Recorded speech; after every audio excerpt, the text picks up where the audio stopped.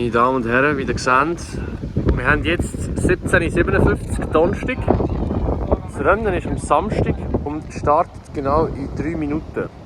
Also wird starten in 3 Minuten. Es ist relativ wellig, was ich super finde, weil, wenn ihr jetzt mal seht, die laufen jetzt hier rein, so wird nachher der Start sein. Es wird ein sehr hektischer Start. Und für einen sehr, sehr guten Schwimmer wie mich ist das natürlich optimal, weil ihr jetzt seht, die hier schwimmen hier gegen die Wellen. Und da muss man wirklich sehr gut spielen mit der Frequenz. Und mit dem Wasser schwimmen, nicht gegen das Wasser. Ja, es wird super, super spannend. Und dann dort vorne. Genau, ja, jetzt sind ein bisschen Leute dabei. Egal.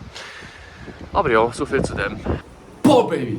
Liebe Leute, herzlich willkommen zu einem neuen Video. Ich befinde mich aktuell auf Lanzarote. Wir haben Freitag, den 13. März. Und morgen am 14. März werde ich hier meinen ersten Weltcup bestreiten.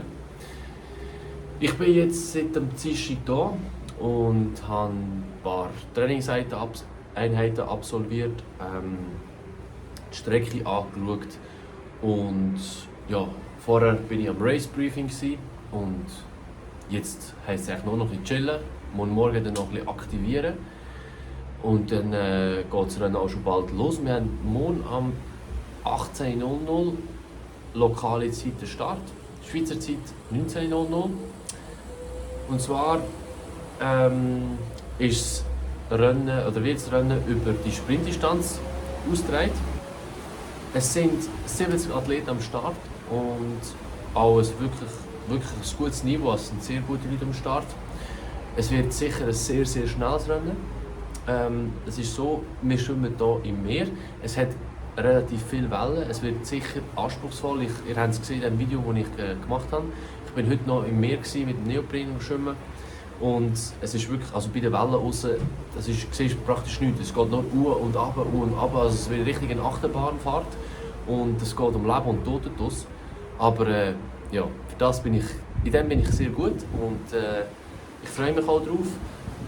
Dann beim Velofahren ist es so, dass, beziehungsweise zuerst mal die Wechselzone 1 ist 200 Meter lang.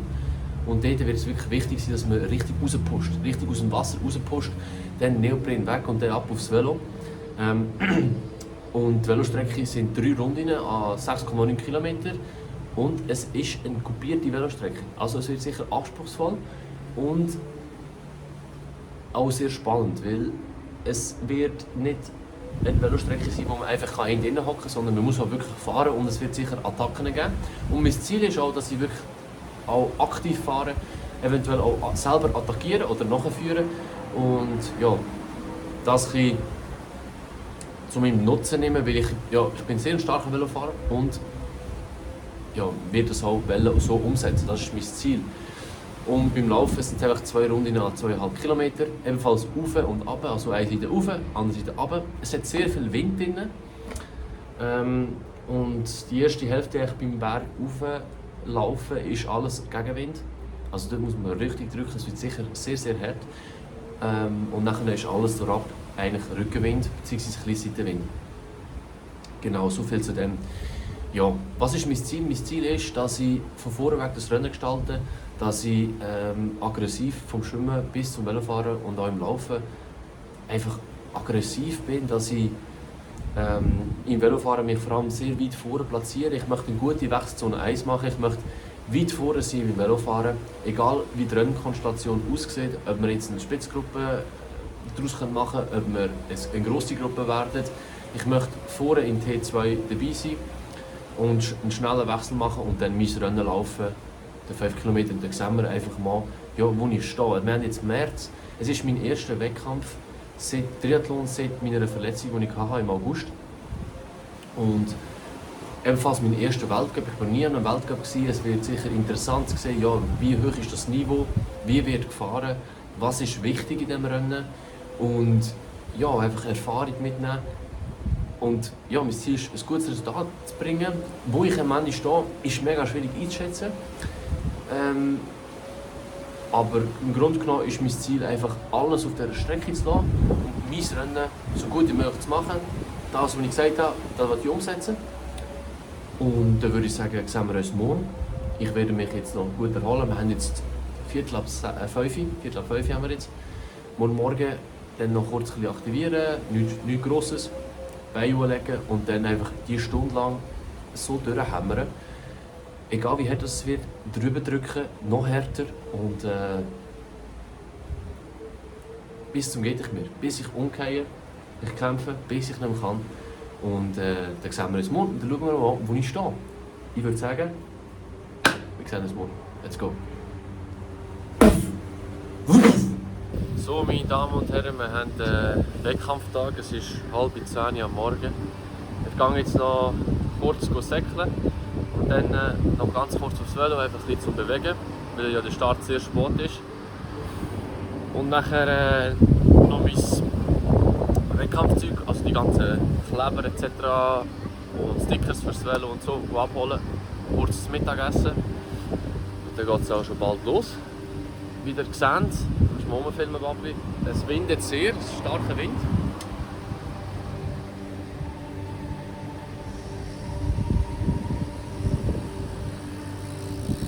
Auch heute.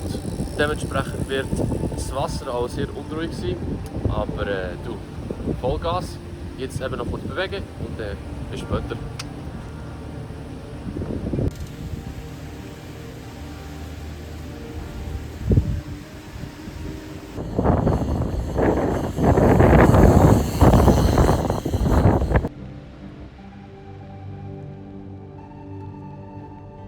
Winning the 68 from Switzerland, Dario Winkelhalter.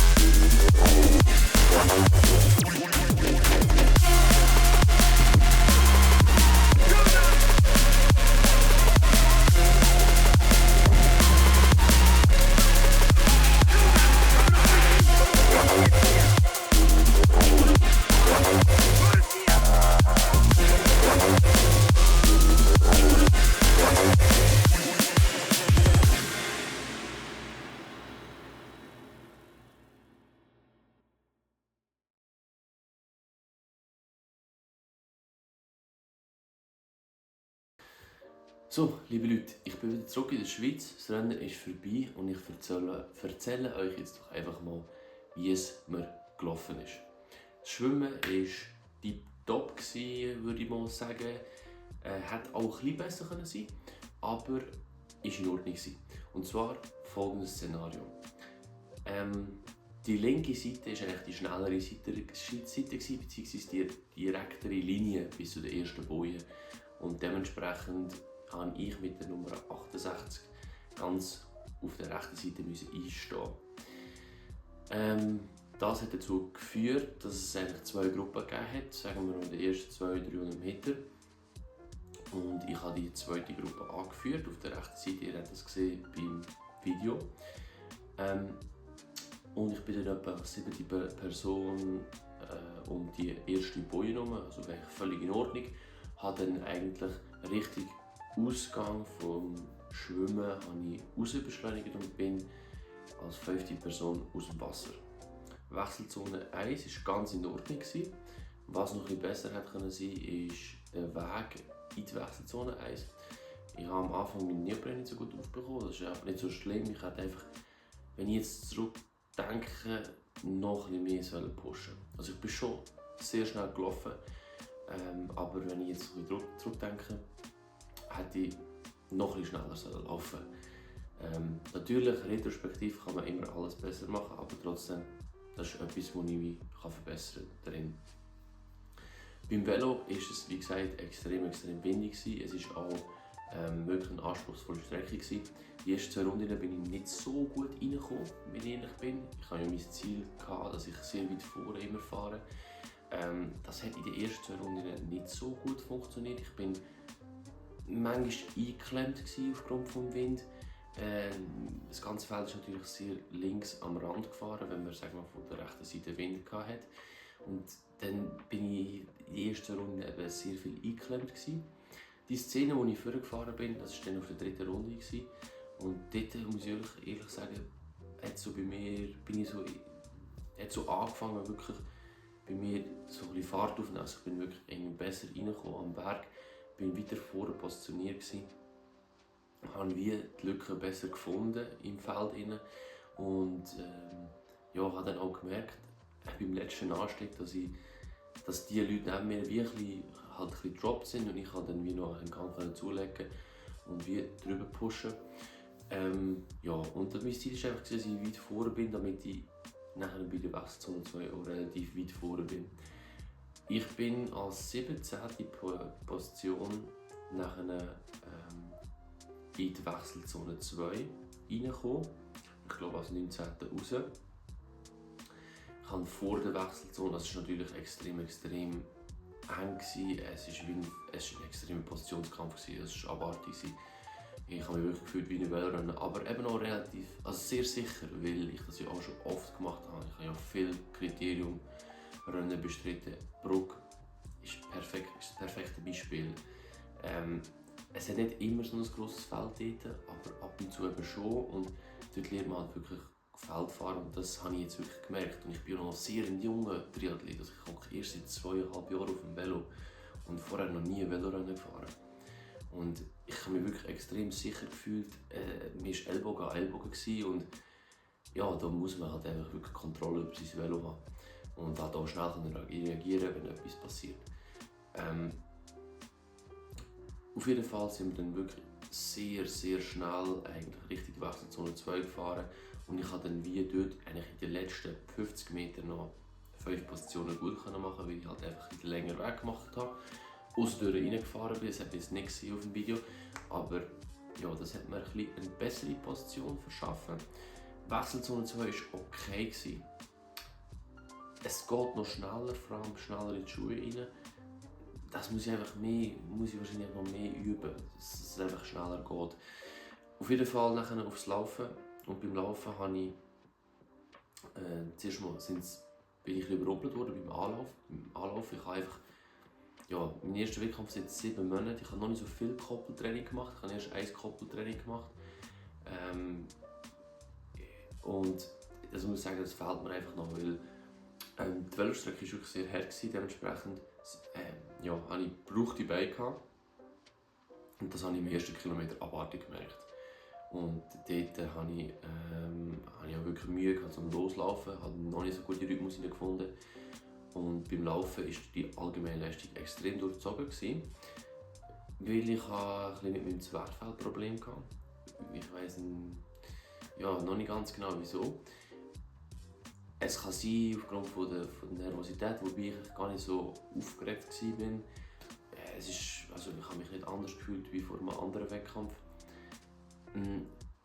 Auf jeden Fall habe ich das schon vor dem Rennen gespürt und ich habe das auch gespürt vom Schwimm-Exit in die Wechselzone, also Wechselzone 1. Habe ich schon gespürt, ich habe irgendetwas da. Ich kann mir aber nicht viel dabei denken, ich kann es nicht ändern. Und das hat nachher, das war wirklich der limitierende Faktor beim Laufen, dass es extrem schade ist und was mich halt mega frustriert hat, sagen wir in den ersten 24 Stunden nach dem Rennen, weil wir halt das wie, sagen wir, Top 35, Top 30, wir werden es nie herausfinden, was ich an diesem Rennen hätte machen können, aber halt gekostet hat. Und ich bin jetzt 41. geworden, es ist noch korrigiert worden, am Anfang ist ja 42. gestanden. Aber auf jeden Fall hatte ich einfach extrem Mühe mit Schnaufen. Salzwasser habe ich auch noch geschluckt, wobei das einfach normal ist, das passiert. Ich musste dann auch direkt erbrechen im Ziel, das haben wir gesehen.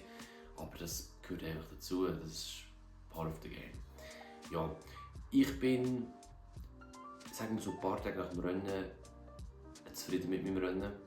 Am Anfang gar nicht zufrieden mit meinem Rennen, ich war sehr frustriert. Ich habe nur das Resultat angeschaut und habe dann einfach vergessen, dass ich eigentlich 2/3 des Rennen wirklich sehr gut gemacht habe. Also ich bin vorher im Schwimmen, ich habe mein Rennen gemacht im Schwimmen, also ich bin meinen Weg gegangen. Natürlich gibt es Sachen, die man natürlich verbessern kann, aber es war für das erste Mal gut gewesen. Beim Velofahren, ich musste zuerst mal die Situation aufnehmen und wissen, wie stark sind die anderen, wie hart wird gefahren etc. Und wo stehe ich in diesem Feld. Und für das muss ich auch sagen, bin ich wirklich zufrieden, wie ich das so gehandelt habe. Und beim Laufen, es ist okay, aber der liegt definitiv mehr rein. Ich konnte nicht abrufen dort, aufgrund von meinem Atmungsproblem, keine Ahnung, was es war. Was ich kann, beziehungsweise meine Leistungsfähigkeit ist.